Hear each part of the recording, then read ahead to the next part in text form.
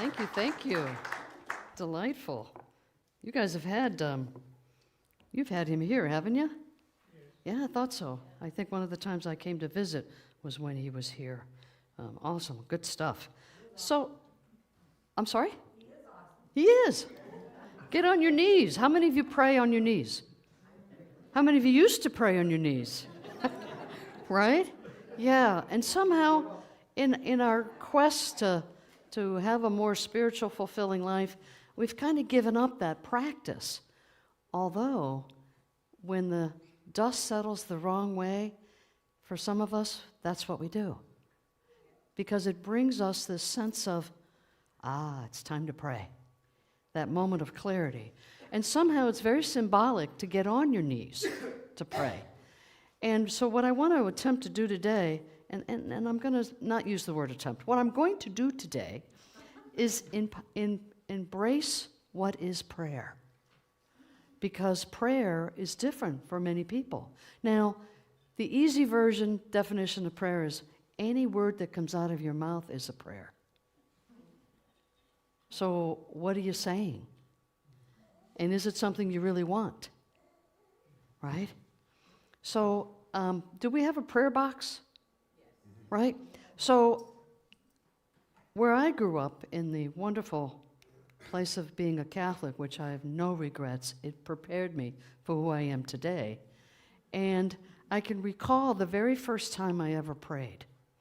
My grandfather had passed away. And I was a youngster, 7, 8 years old. And when I went to bed that night, I was puzzled, and I couldn't sleep. And I remember tapping on my parents' door and saying, I can't sleep, and I had never done that before. And my mom asked me to pray. Because I knew God existed. That was very clear. But I also knew that God wasn't a personal entity. I knew that much. So I remember saying the Lord's Prayer, because we had practiced it over and over and over again. So I did the Lord's Prayer, and the next thing I know, I woke up the next morning. So what for me, that was the catalyst for my beginning of my prayer life, because I really got it on some level that God existed. And that was huge for me, and that God listened. You know, it was a big deal. So in the revealing word, it's like a page and a half long on what is prayer. I'm like, for God's sake, so I summarized it as succinctly as I can. And so communion between God and man. When we speak to God, and if every word out of our mouth is a prayer, then we're constantly communing with God. Every thought we have is a communion with God, because there is no place that God is not. Therefore, God is in our words, our thoughts, our actions, our behaviors, everything. The very chair you're sitting in, God is. You say, there's no place that God is not. Prayer is the most highly accelerated mind action known. And here's the fun part. When you really grasp that your life, as it is right now, is because of your prayer life, is due to your prayer life, is grateful to your prayer life, everything. So if there's an area of your life that you're struggling with, your prayers need to change. Because we get what we pray for. And here's the thing. Prayer is in our hearts and our minds. They work in tandem. So when we say, like today's daily word is, I love an abundant life. If I could only have that. And we negate the affirmation. And what's in our heart and mind is a doubt. And that doubt will give us what we want, which is more doubt. You see? So it's very important that there be a period in our thinking when I affirm I live an abundant life. And not but, or when, or if. None of that comes after it, because we're constantly praying at a highly accelerated into our mind action. So what we really truly believe and want is what we have. Now, here's the fun part. Metaphysical malpractice is when we start beating ourselves up for what has happened in our prayer life. And it's up to us to not worry about what happened, but where are we today in our prayer life? What aspects of our being do we want to be different? Maybe we want to experience more connection with other human beings, right? So in order for that to happen, we have to get out of the house. See? Which is the fifth tenet. We have to move our feet into the knowingness that I will have healthier connections with human beings. Prayer is more than supplication, hence getting on your knees. You know, when the bottom falls out and we get on our knees, whether symbolically or in reality, we are in a form begging God to answer our prayers. How many of us have begged? Right? It's a natural human experience. But when we're true to our prayers, there is no need for supplication. There's no need for begging. There's no need for screaming out in the dark night of our souls, although that happens sometimes. And when it does, we see the light. We shift from that position of it doesn't feel good to something more wonderful in our life. And the catalyst to that is this wonderful F word, faith. How many of you thought otherwise? It's faith. And faith is what we can't see, but we know it to be true. We can't see gravity. Does anybody of us not believe in gravity? We believe in it. We have faith in it. We trust it. And that's the faith in God to always provide what is the best for us. And that's based on our thinking. And here's prayer is more than supplication. It is an affirmation of truth that eternally exists but which has not yet come into consciousness. And that's what unity is all about, is increasing our conscious awareness of what is happening in our lives. And what aspect of it do we want to be different? If we're not conscious, we just go on automatic pilot, we get to have all the same experiences over and over and over again. Ain't that fun? Isn't that like called groundhog? Right? We get to do the exact, and yet we say, I don't understand why God hasn't answered my prayers. Well, maybe your prayer needs to change. Or maybe God has answered it, but you're not willing to do it. And that's true for a lot of our answered prayers. We're not willing to leave a relationship because it's financially supporting us. I know nobody here does that. But we become unsettled and we fear lack. So we don't leave an unhealthy relationship. We don't leave an unhealthy job because, after all, the job market says I can't find another job. Not true. When we have faith, there is an abundance of jobs waiting for you. Your person next to you may not see that abundance and finds himself on the unemployment lines. But you have faith in the right and perfect employment, the right and perfect relationship, the right and perfect harmony. But we have to believe that that is possible. And it's not always the case. Inexhaustible resources of infinite mind. Do you believe that there's an unlimited supply of everything? Or is there a but? There's an unlimited supply as long as a Democrat gets elected. There's an unlimited supply as long as a Republican gets elected. Right? No buts. There can't be anything after it in your thinking. And if you're conscious enough and you realize that you've added a but, this is where you get to change your mind. No buts. I have faith. I have faith that this, in fact, something good is coming. Something good is coming right around the corner. All I have to do is turn the corner and see it. We have to take the action on the prayers. You see, because if there's an inexhaustible supply, if you believe that, and you know that the good is coming, then there's no fear in you taking the action that you're guided upon. You see, because you know it's going to lead to your highest and possible good. And that's what we say we all want. But some of us keep our feet in cement and don't move around the corner. I don't know what's going to go around the corner, therefore I'm not going to. I used to work at a domestic violence environment for many years and saw women with their children coming in at 2 a.m, clearly in an abusive relationship. They got housed Their kids get back in school, things are humming along, everything's perfect, they're being trained how to create a new relationship, and then they go out and they go right back into that same relationship. And you're like, why? Because even in the discord, it's easier because it's familiar than it is to try something different, to be in a different consciousness. And so it's up to us to make the shifts and to trust in the whole process. Lastly, it is necessary to pray, believing that we have received, because God is all that we desire. And you can read more about this in the Revealing Word. I know you all have this in your libraries, and I know you can get one in the bookstore as well.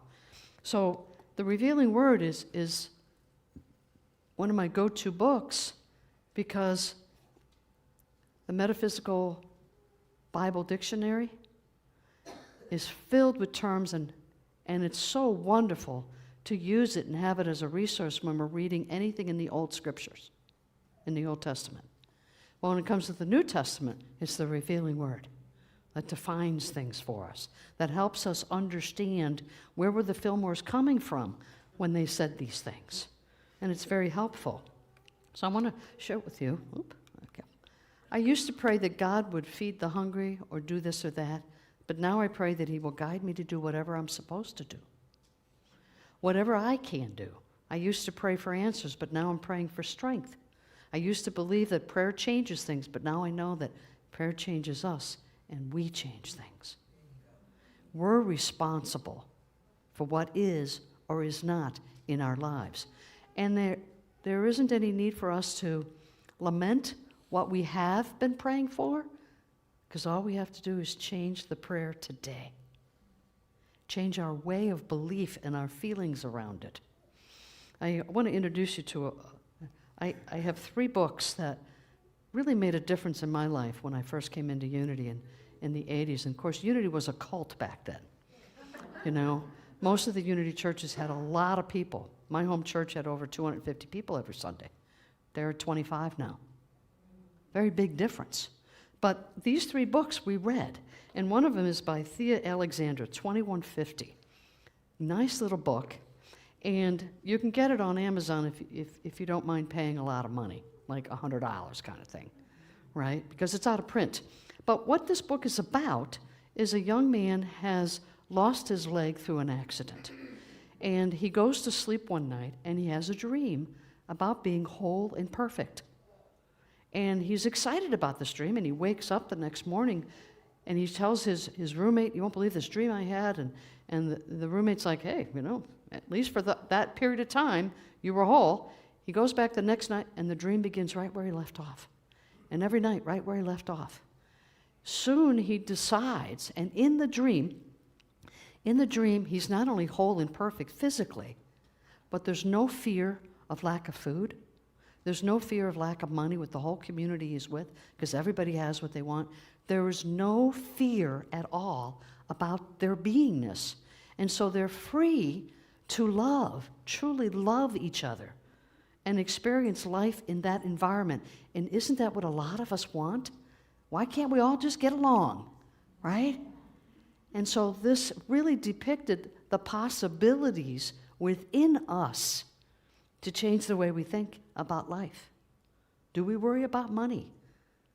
And if you're worrying about money, guess what you're not doing? Accepting God's goodness. Because you can't have 2 thoughts at the same time.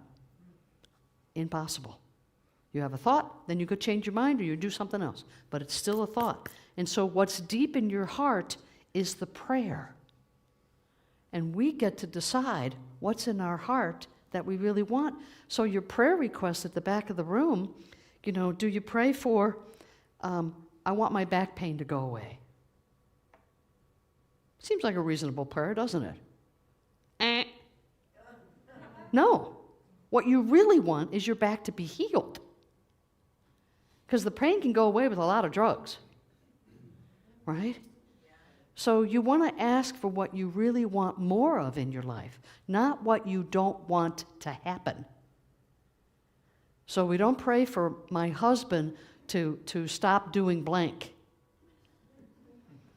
or my wife. We'll give equal territory there, right? What we pray for is harmonious relationships. You want more of that in your life, right?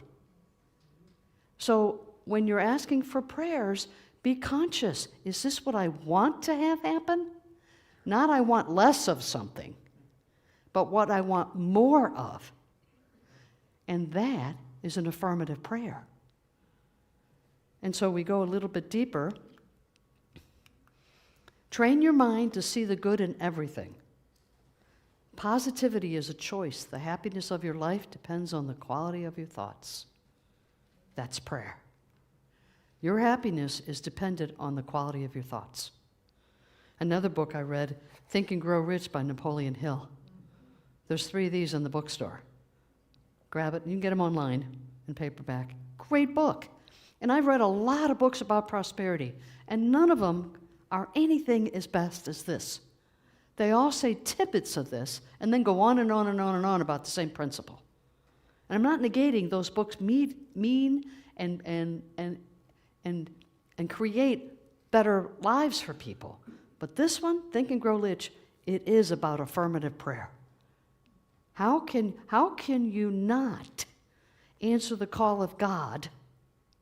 I remember one of my ministers saying, if you want a Corvette, you might want to pray for the garage to house it first.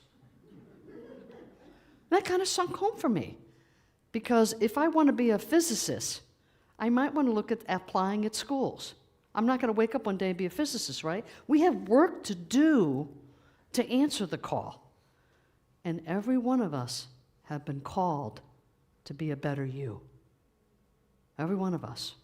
And it comes in simple acts of kindness, opening a door for somebody. You see somebody in need and you handle it. You're not looking for praise. You're not looking to be in the newspaper. You're just doing it because that's what our feet tell us to do. Yes. And we do it. And you're the one to do that. I don't know, we got about 55 people in here or so. Imagine what the world would be like if each one of us lived a happy, fulfilling life. How it would impact our grandkids, our neighbors, our spouses, our kids. It's huge. So when you say, oh, I'm just a little old me and I can't make a difference, not true. Not true. You make a difference. There's an old adage that says, if mama ain't happy, nobody is. Right? There's some real truth to that. When one person is joyful, it's contagious in the household. Does anybody have a friend that always says, oh, life is good, don't worry about it? Stop saying that. It's every breath out of their mouth is that. And we get tired of hearing it, so we've turned it off rather than embracing it, because it is all good. It's leading us to our highest possible experience of God. And so we have a lot of expressions and a lot of things that we've done, if you believe in reincarnation, things that we've done in the past, but I just simply know that whatever we experienced in the past, we're better than we were then. And we have more work to do to be better than that. And we just keep doing it until we can walk on water and we're clear that there is no one and nothing against me. The world is mine to embrace. And that is a reality that can happen for all of us. And the third book is The Reluctant Messiah by Richard Bach. It's also available. And it's a simple, easy-to-read book.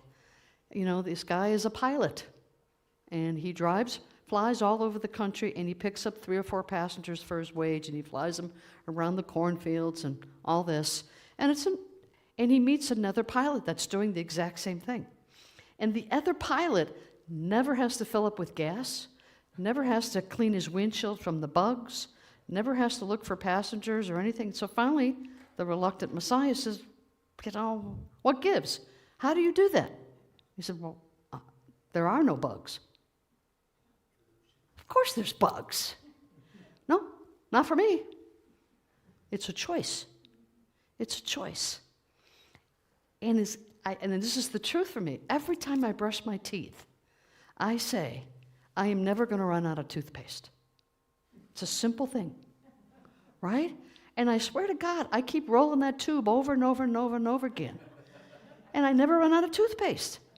It's the little things, you know? So I look at my life and go, no, I'm good. I don't need anything.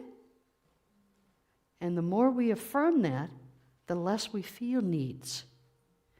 You see? The less we feel that crunch. You know, and two of my favorite affirmations is, one, I'm living to be 125 years old, because that's my contract with God, and I'm living it abundantly. I could easily be in a nursing home from 80 to 125. Science has proven that, but I don't want to live that life. That's not my life. I want to be an active member of society and know that that's my truth. And the other affirmation, which if you want it, I warn you, God, make me fit to be used and use me.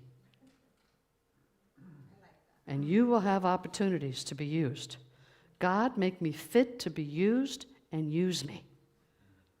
Because I'm a messenger of God, and so are you. I've chosen this platform, but you've chosen your platform. And stand in your truth to know that there is no place that God is not, and God is also always good. So there is no fear. Fear is man-made. Time is man-made. We've made those things up so we can gather together as society.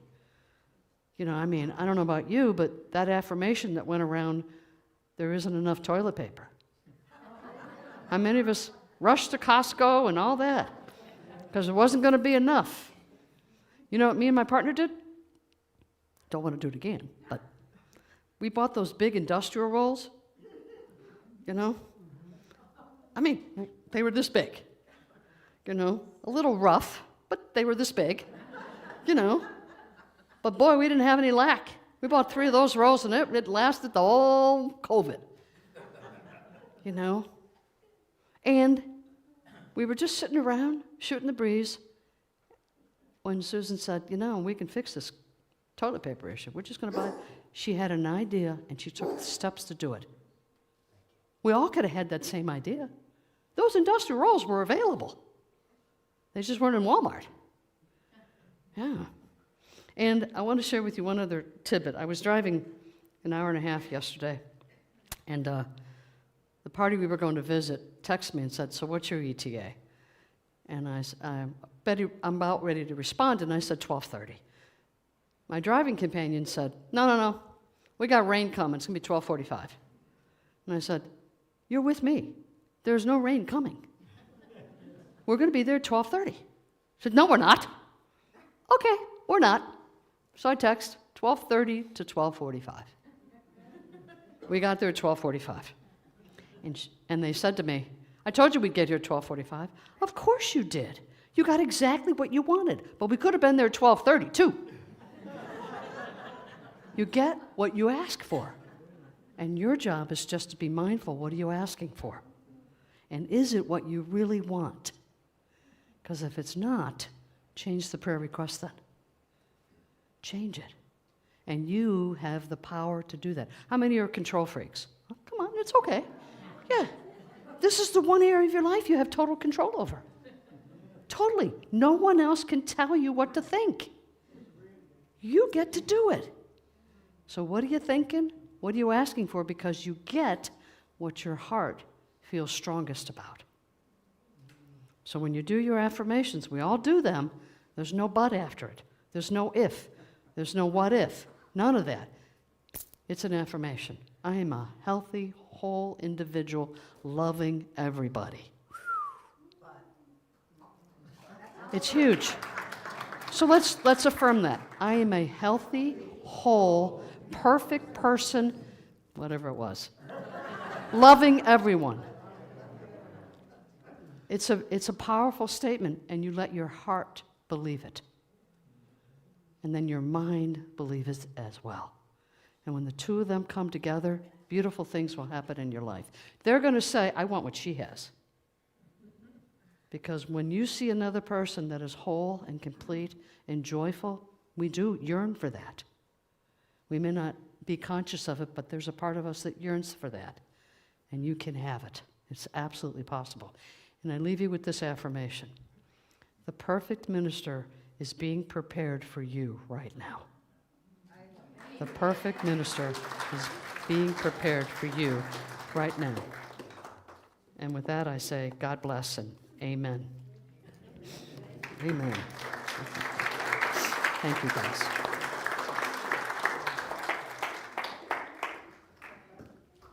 What did I forget?